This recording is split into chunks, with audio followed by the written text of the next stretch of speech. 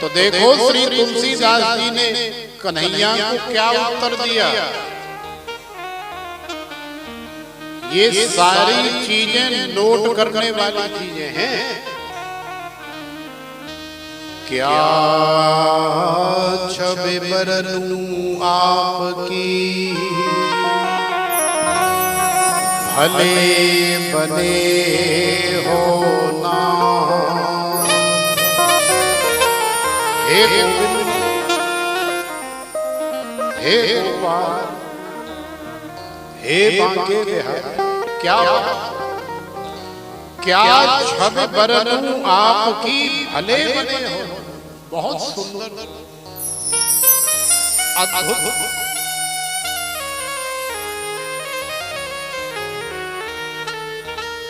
दिव्य दर्शन है, जिस दर्शन को पाने के लिए सारा संसार वृंदावन दौड़ता है। क्या छवि बरनूं आपकी, भले बने हो ना। लेकिन महाराज एक बात हमारी भी नोट कर, तुलसी मस्तक तब नवे,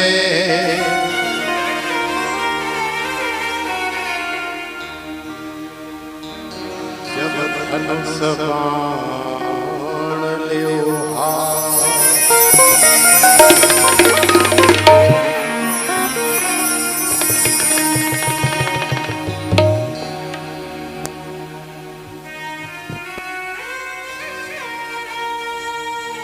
ऐसी अनन्यता जिस दिन हमारे अंदर आ जाए कि बांके बिहारी श्री तुलसीदास जी से स्वयं कह रहे हैं कि बेटा हम तुम्हारे सामने खड़े हैं, तुम हमारे सामने खड़े, हमसे बात नहीं कर रहे, हमसे राम राम नहीं कर रहे, प्रणाम नहीं कर रहे। आखिरकार क्यों? तो श्री तुलसीदास जी ने कहा कि देखो आप बड़े अच्छी बात है, लेकिन अपने लिए हो महाराज बहुत अच्छे, लेकिन अपने लिए यदि आप चाहते हैं, और जैसा कि हम जानते हैं कि भगवान तो केवल एक ही, दो भगवान तो है, इसीलिए तो हमारे वेदांती लोग अद्वैत सिद्धि करते हैं। एक कहेंगे तो दूसरा हो सकता है, लेकिन अद्वैत कहेंगे, अद्वैत माने दूसरे का विकल्प ही नहीं है, दूसरा है ही नहीं।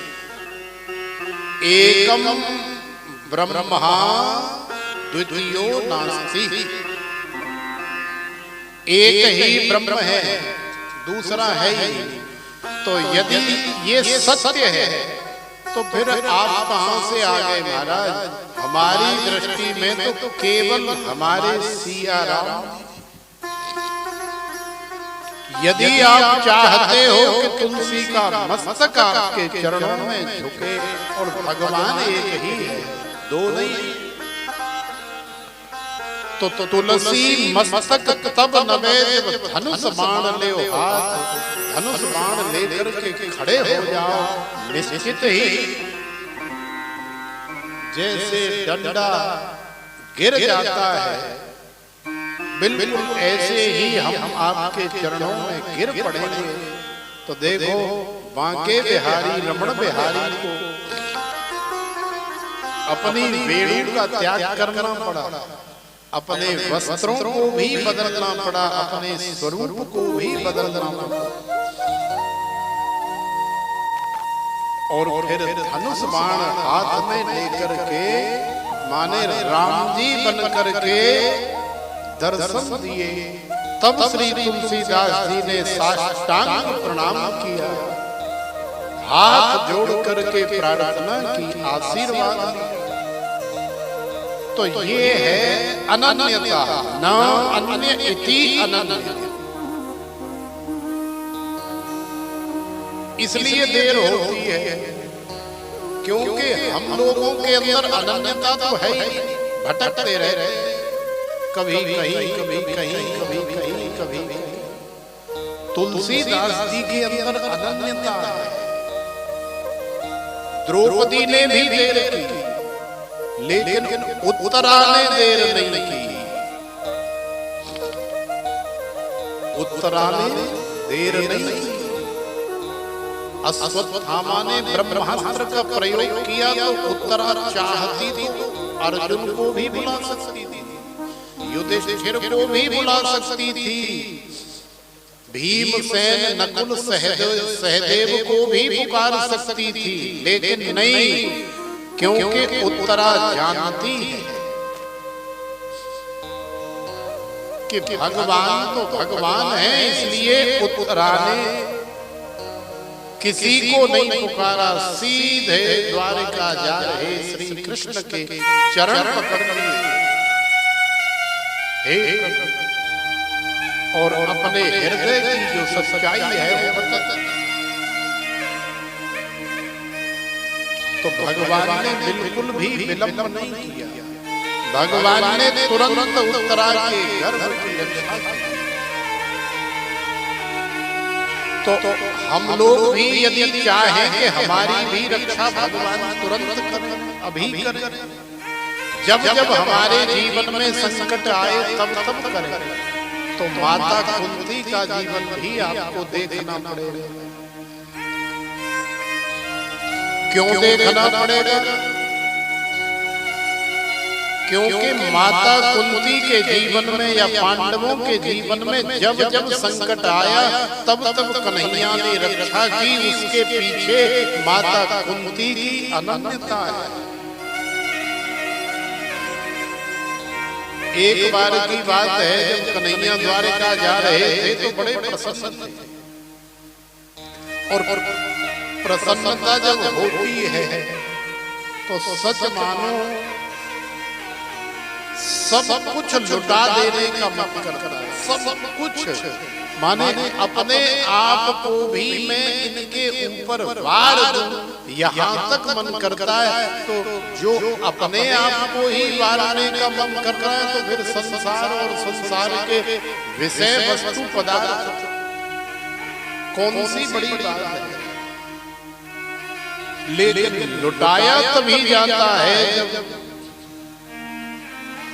मन विशाल होता है। कहते हैं ना कि लुटाता वही है जो बड़े दिल वाला होता है। कथा में भी हम लोग एक ही दिन लुटाते और लूटते हैं। कौन से दिन? चौथे दिन। क्यों? क्योंकि चौथे दिन हमारा मन बहुत विशाल हो जाता है। क्यों हो जाता है?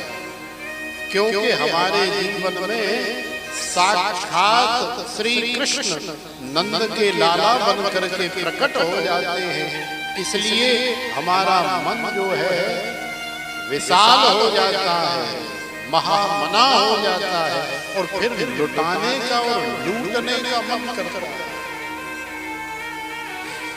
तो आज जब भगवान द्वारिका जा रहे हैं तो बड़े प्रसन्न हैं। तो आज भगवान ने सोचा कि कुछ लुटा करके दे दे। अब क्या लुटा करके जाए? तो सभी पांडवों से कहा कि देखो भाई, आज हम बड़े प्रसन्न हैं, आज हमारा कुछ देने का मन कर रहा है, लुटाने का मन कर रहा है, तो आप सब लोग लूट, जिसको जो चाहिए वो मांग। लाइन लग गई, युधिष्ठिर जी ने जो मांगा मिला, भीमसेन ने तो यही कहा कि प्रभु आप तो जानते ही हैं कि मुझे तो सारा संसार भोजन भट्ट के नाम से जानता है, थोड़े बहुत से मेरा काम चलता नहीं है, और दूसरा मेरे पास मधुर बोलने वाला और गाने वाला कंठ भी नहीं है, गधे की तरह मैं रेंगता हूँ। तो महाराज एक तो हमारी वाणी मधुर हो जाए और दूसरा ये भोजन के ऊपर थोड़ा कंट्रोल हो जाए, बाकी तो आपकी कृपा है ही। तो भगवान ने मुस्कुराते हुए भीमसेन को कहा, ठीक है बेटा, बिल्कुल ऐसा ही होगा जैसा तुम चाहते। अर्जुन ने भी भगवान से शिष्यत्व मांगा। शिष्यस्ते हम साधे माम त्वाम प्रपन्नम्।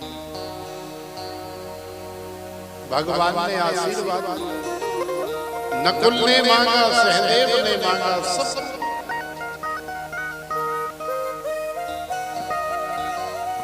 अब पांडवों के साथ में सुभद्रा भी, तो सुभद्रा से भी कहा, अरे लाली तू क्या देख रही है, आज हम बड़े प्रसन्न हैं, तू भी मांग।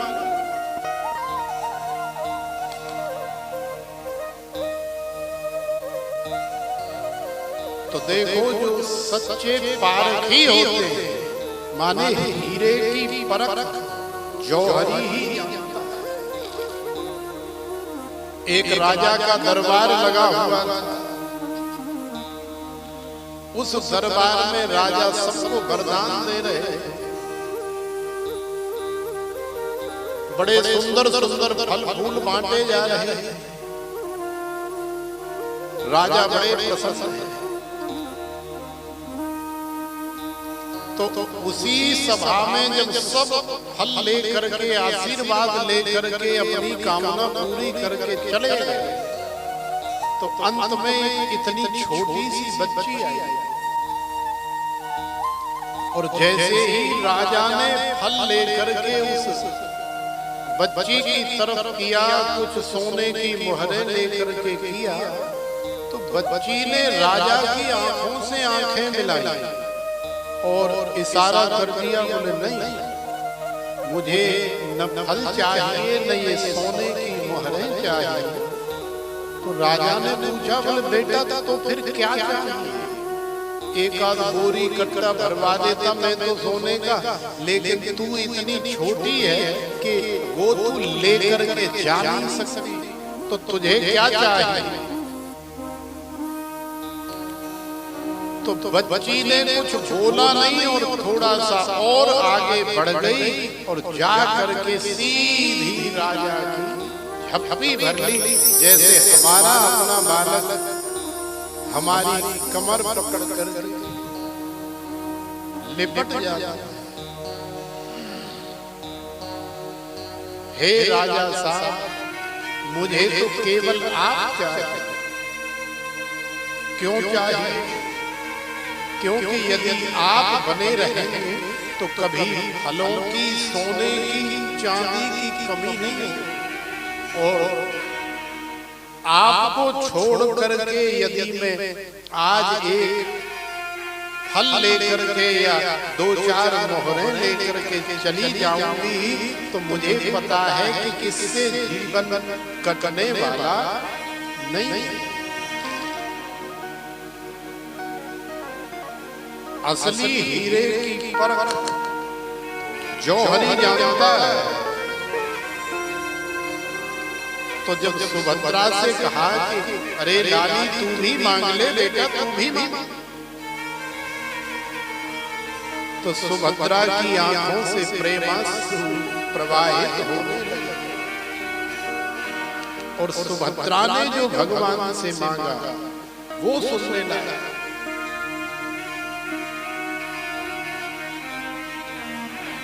कृष्ण त्वदीय पद पंकज पंजरान्ते अद्यैव मे विसतु मानस राजहंस प्राण प्रयाण समय कभवात पितई कंठावरोधन विधो स्मरणं कुतस्ते कंठावरोधन विधो स्मरणं कुतस्ते।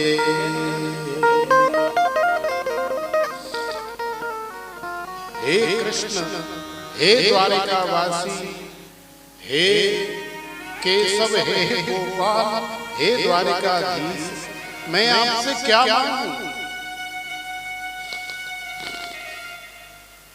मुझे तो ऐसा विश्वास है कि कृष्ण त्वदीय पद पंकज पंजरान्ते, हे कृष्ण, तुम्हारे ये जो चरण कमल हैं ये एक प्रकार से पिंजरा है।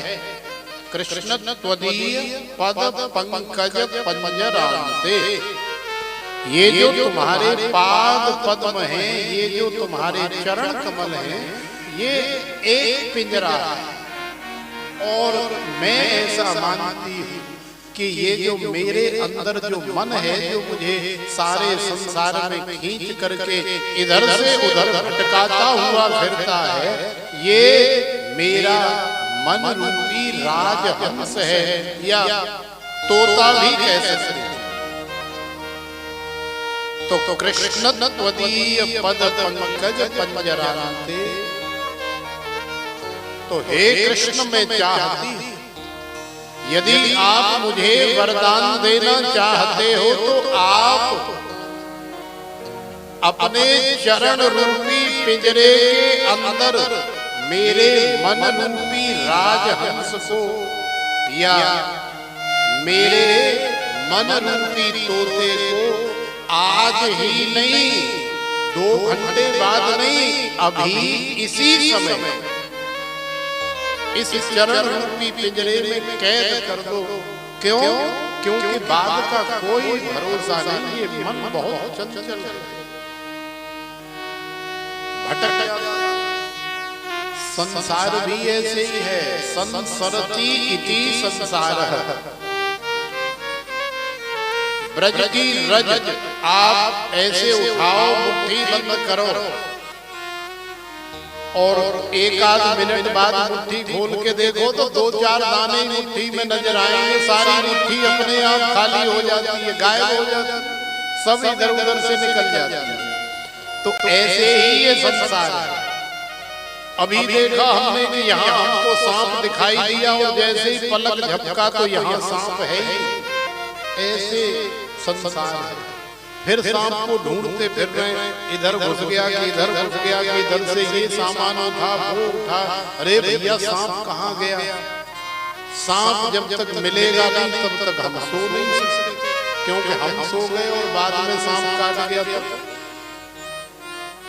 तो संसार भी बिल्कुल ऐसे ही सांप की तरह, ब्रज की रज की तरह, पता ही नहीं लगता कब निकल गई, कब निकल गया, कब फिसल गई, कब फिसल गया। संसरति इति संसारः फलम सरति। इस संसार में चाहे केला हो, चाहे सेब हो, चाहे अनानास हो, और चाहे कोई खाद्य पदार्थ इत्यादि हो, चाहे वस्त्राभूषण हो, चाहे माल मटेरियल कोई भी हो, सबकी एक अवधि है। जब उसकी अवधि पूर्ण हो जाती है तो फिर वो नष्ट हो ही जाता है। तो महाराज ये मन भी इतना चंचल है कि मुझे बाद का विश्वास नहीं, भरोसा नहीं, इसलिए अद्यैव में विशत मानस राजहंस, कल या 2 घंटे बाद नहीं, अभी इसी समय मेरा मन रूपी राजहंस, मेरा मन रूपी तोता आपके चरण कमल रूपी पिंजरे में जा करके बैठ जाए और फिर उस पर ताला लग जाए, जीवन भर उसमें से कभी निकल नहीं पाए। मैं तो केवल यही वरदान मांगना चाहता हूं।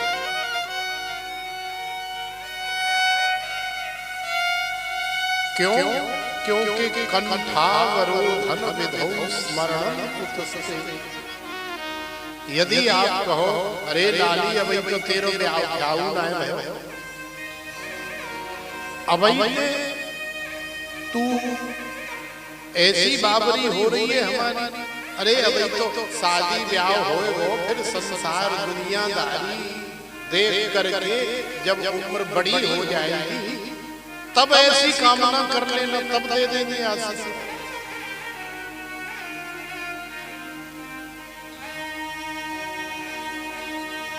तो सुभद्रा ने कहा बोले नहीं प्रभु, मुझे विश्वास नहीं।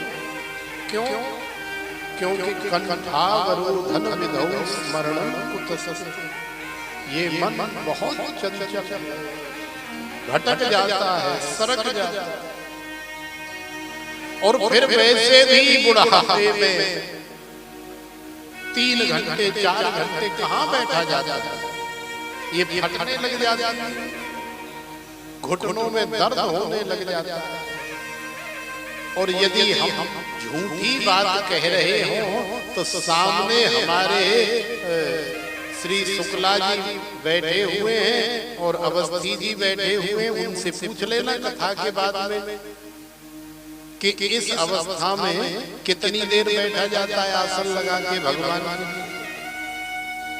कभी घुटने में भयंकर दर्द है, कभी जंघा में बड़ी तीखी कटारी सी चल रही है, कभी कमर दर्द कर रही है, कभी पाँव में न्योकर और कबू न्योकर और कबू तो ऐसा होता है कि व्यास जी के सामने जो लंबो कर देते हैं, जो ले महाराज सुना कथा।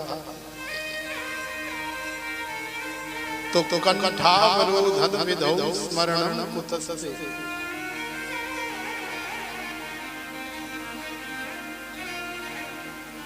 बुढ़ापे में तो महाराज ये दशा, बुढ़ापे में कहीं आपका भजन होता है?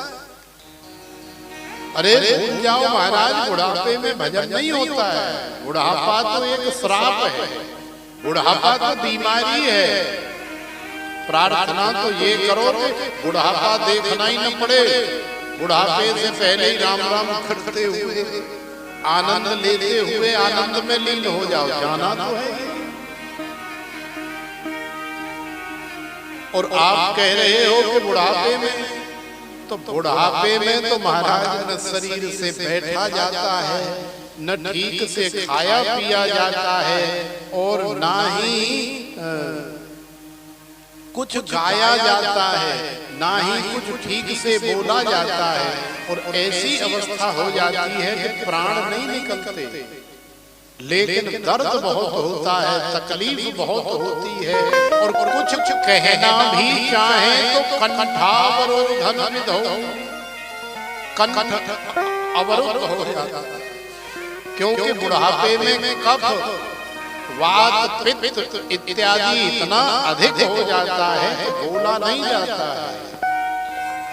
और ऐसी अवस्था में आपका स्मरण हो जाए, कैसी बात कर रहे हो महाराज, संभव ही नहीं है। इसलिए मैं तो वरदान देना चाहते हो तो आज ही ये वरदान चाहते। तो भगवान ने सुभद्रा को वरदान दिया। सबसे लास्ट में माता कुंती का नंबर आया। माता कुंती को देख करके भगवान भी फपक फपक कर रो पड़े। अरे तेरा तो सारा जीवन दुख दर्दों में ही व्यतीत हो गया, आज तू मेरे से कुछ ऐसा मांग जिसे देने के बाद मुझे भी थोड़ी तसल्ली हो। तो कुंती मैया ने कहा कि हे गोविंद, हे गोपाल, यदि आप मुझे देना चाहते हो तो मैं तो केवल एक ही वरदान की कामना कर रही हूं। कौन सा वरदान? कि मेरे जीवन में एक दुख जाए नहीं उससे पहले चौखट पे दूसरा आ जाए कि ये इधर से निकला तो दूसरा आ गया। तो भगवान और ज्यादा रोए, अरे हुआ पागल हो गई है, ऐसे कोई वरदान मांगता है? सारी दुनिया तो इस फिराक में बैठी है कि कैसे भगवान से आशीर्वाद मिले, धनवान होने का, वैभवशाली होने का, सुख समृद्धशाली होने का, और तू ऐसी बावरी हो गई है कि उल्टी सीधी बातें कर रही है, कह रही है कि एक दुख जाए नहीं दूसरा उससे पहले आकर के खड़ा हो जाए। अब ऐसा वरदान मैं तुझे कैसे दे सकता हूं, क्योंकि तूने अपने संपूर्ण जीवन में सुख तो कभी देखा ही नहीं, फिर भी दुख मांग रही है। ऐसा वरदान मैं तुझे नहीं दे सकता। तो देखो मैया कुंती ने कहा कि हे गोविंद, हे द्वारिकाधीश, मुझे ऐसा ही वरदान चाहिए। क्यों? तो देखो कितना सुंदर कारण भी बताया। माता कुंती भगवान से दुख मांग रही है, इसका एक रीजन है, कारण। सुख के माथे सिल पड़े जो हरि हृदय से जान,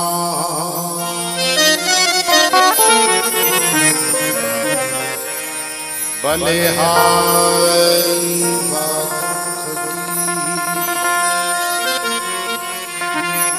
जो पल पल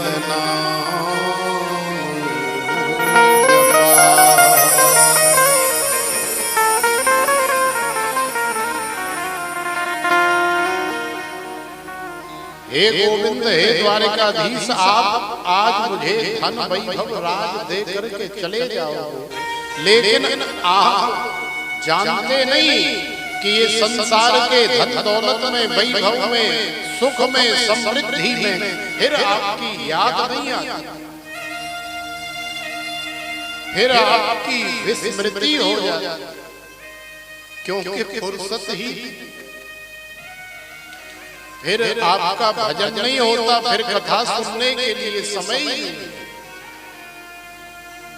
इरादे रोज बनते हैं मगर टूट जाते हैं, इरादे रोज बनते हैं मगर टूट जाते हैं। हमारे उत्तर प्रदेश संघ की कथा में वही आते हैं जिन्हें हमारे रमण बिहारी बुलाते हैं, जिन्हें हमारे रमण बिहारी बुलाते। अन्यथा इरादे तो बहुत लोगों के कि हम भी जाएंगे कथा में, हम भी जाएंगे, हम भी जाएंगे, लेकिन आते वही चुनिंदा जिन्हें हमारे रमण बिहारी बांके बिहारी बलात् खींच लेते हैं, जबरदस्ती खींच लेते हैं।